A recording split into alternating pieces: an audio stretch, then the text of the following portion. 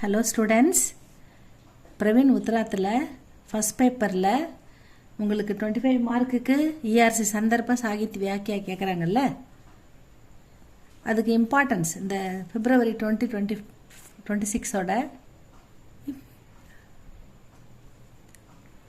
2026ஓட importance கொஞ்சம் பார்க்கலாம் students. அது உங்களுக்கு வந்து மாயா மகா டகினி ஹம் ஜானி அப்படின்னு வர்ற இந்த பாடல் கபீர்தாஸோடது. இது வந்து இம்பார்ட்டண்ட்டாக வந்திருக்கு. இதோட வியாக்கியா வந்து பின்னாடி இருக்குது, அதை பார்க்கலாம். சரவணா கைடில் பேஜ் நம்பர் 6 இருக்குது ஸ்டூடெண்ட்ஸ். இந்த சந்தர்ப்ப சாகித்ய வியாக்கியாவில் உங்களுக்கு பிரசங்கு, சந்தர்ப்ப, வியாக்கியா, லாஸ்ட்டாக விசேஷ்தா 4 ஹெட்லைன் கொடுத்துருக்காங்க பாருங்கள் ஸ்டூடெண்ட்ஸ். இது வந்து ரொம்ப ஈஸியாக தான் இருக்கும் உங்களுக்கு. நீங்கள் வந்து முக்கியமான பாயிண்ட்லாம் கூட இவ்வளோ பெருசு எழுதலைனா கூட இந்த தலைப்பு மட்டும் எல்லாமே போட்டு முக்கியமான பாயிண்ட்ஸ் உங்கள் மனசில் தங்குற பாயிண்ட்ஸ் மட்டும் எழுதினா கூட உங்களுக்கு மார்க் வந்துடும். 25க்கு உங்களுக்கு 20 கிடைச்சா கூட பரவாயில்ல. இது ரொம்ப ரொம்ப ஈஸி ஸ்டூடெண்ட்ஸ். இது பார்க்கலாம். யஹ் பத் சந்த் கவி கபீர்தாஸ்காக, இந்த கவிதை சந்த் கவி கபீர்தாஸ் எழுதியது. கபீர்தாஸ் ஞானஸ்ரீ ஷாக்கா கே கவிதே, அவர் வந்து ஞான மார்க்கத்தின் கவிஞர் அப்படின்னு சொல்கிறாங்க. ஆப் படுத்தே, படுனா அணுபடு, படிக்காதவர், படிப்பறிவில்லாதவர். கபீர் கி ரச்சனாவோங்கா சங்கலன், அவருடைய படைப்புகளின் தொகுப்பு, சங்கலன்னா தொகுப்பு. பீஜக் நாம் சே பிரசித்தக, பீஜக் என்ற பெயரில் அவருடைய தொகுப்புகள் இருக்கின்றன. அவருடைய கபீர்தாஸுடைய பல படைப்புகளின் தொகுப்புக்கு பேர் வந்து பீஜக், அது ஞாபகம் வச்சுக்கோங்க.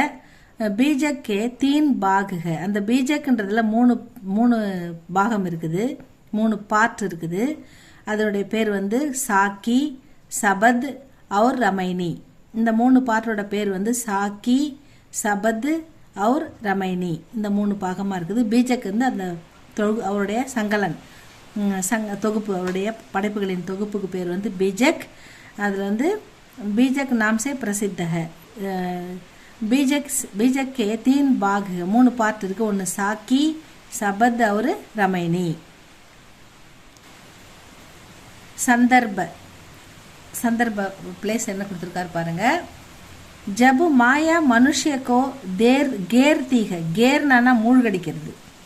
மாயை, இந்த மாயை வந்து கடவுள் அப்படின்ற அந்த அவங்க வணங்குற அந்த மாயை அவங்கள வந்து மூழ்கடிக்குது மனிதர்களை. மனுஷியக்கோ கேர்த்தீக, கேர்னா மூழ்கடித்தல்.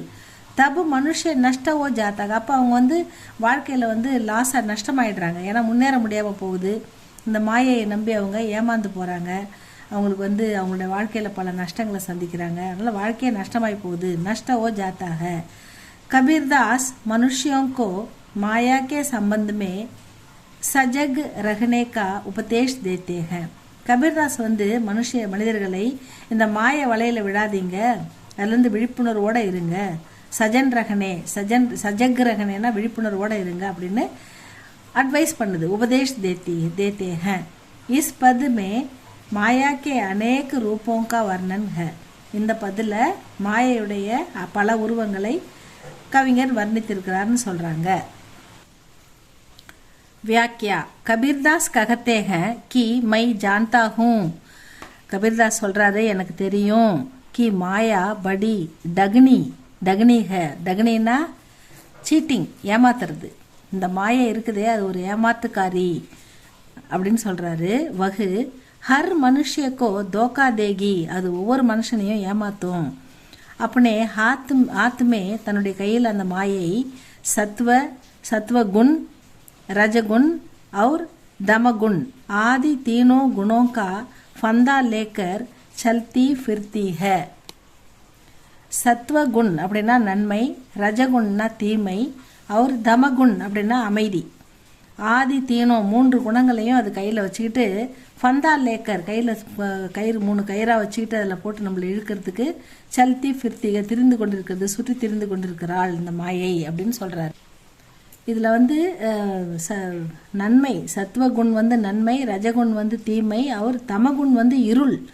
இந்த 3ஐயும் வச்சுக்கிட்டு நம்மளை வந்து அதில் எதுலையாவது ஒன்றுத்தில் மாட்ட வைக்கிறதுக்கு இந்த மாயை திரிகிறது அப்படின்னு சொல்கிறாரு. வகு மனுஷியோங்கோ உன் ஃபந்தோ மே ஃபம்சானே கி தாக்குமே ரகத்தீக. இந்த இந்த இதில் எதுலையாவது ஒரு விஷயத்தில் மனுஷனை சிக்க வைக்கிறதுக்கு அது தெரியுது. மனுஷியோங்கோ ஃபம்சானே கேலியே வகு மீட்டி ஆவாஸுமே போல்த்தீக. மனுஷனை மயக்கிறதுக்காக அந்த மாய வலையில சிக்க வைக்கிறதுக்காக அது மீட்டி ஆவாஸ் இனிமையான குரலில் பேசுகிறாள். அந்த மாயை மீட்டி ஆவாஸ்மே போல்த்தீக. वही माया लक्ष्मी बनकर श्री कृष्ण के पास बैठती है. அவள் லட்சுமியாக மாறி அந்த மாயை லட்சுமி பன்கர் ஸ்ரீ கிருஷ்ணகே பாஸ் பைத்தி ஹை. அந்த மாயை லட்சுமியாக மாறி ஸ்ரீ கிருஷ்ணனின் பக்கத்தில் உட்கார்ந்துருக்குதான். பார்வதி பன்கர் சிவகே கர்மே ரகத்தி ஹை. பார்வதியாக மாறி சிவபெருமானின் வீட்டில் அமர்ந்திருக்கிறதாம். பண்டா லோக் மூர்த்தி को भगवान मानकर उसके लिए मर मिटते हैं. அதாவது பண்டான்னா பண்டிதர்கள் முனிவர்கள் இவங்களுக்கு வந்து மூர்த்திக்கே அதாவது சிலையாக மாறி பகவான் பக்கத்தில் மான்கர் பகவானாக ஏற்றுக்கொள்ளப்பட்டு உஸ்கேலியே மர் மிட்டே हैं அவங்கள சாவடிக்குதான்.